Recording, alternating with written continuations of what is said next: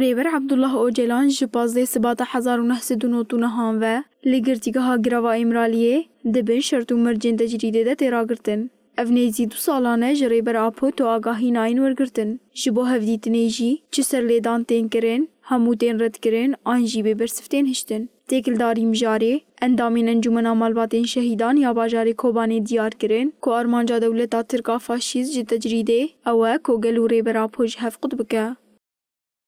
خوازن فکر تنها بکن قرب بکن یعنی براستی هدف کو ریبر آب و خستن زندانه خواستن ریبر آب و گلج هف قط بکن و به تجدیدان کانه بن فکر ریبر آب و فکر آزادی فکر هانه کوه به بچاره سری روجلات ناوین قرب بکن تنها بکن اما وانا یعنی حسابی تشتی کدن نکر بن کو ریبر آب و فکر خبر ده هر چهار پارچه کردستان روجلات ناوین دا بلاف گربو ریبر یعنی تجاری نه دولت ناونتاوی نه دولت ترکیه فاشیست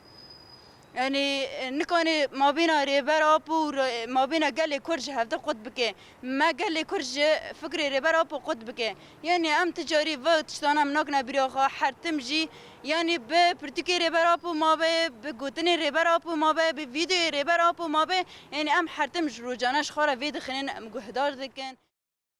Endamên encûmenê tecrîd li dijî rêber Apo şermezar kirin û anîn ziman ku tecrîd ne tenê li dijî rêber Apo ye, li dijî tevahî gelê Kurd e. Tecrîd ser serok, tecrîd ser gelê Kurd e.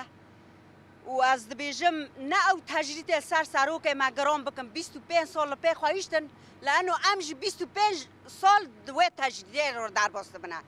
Bir ew nefikirin ku ew tecrîdê ser serok Apo giran dikin û Kurd jî raketine. بالعكس حركي دين فينا ما جراند به سر ما جراند به و دبيجم بزاروك ما به بپیر ما به بقال ما به اما سروک سر سروک بشکینه تجرید سر ریبر آب و نه سر ریبر آب و تنه سر گل کرد تبایی سر رجلات ناوینه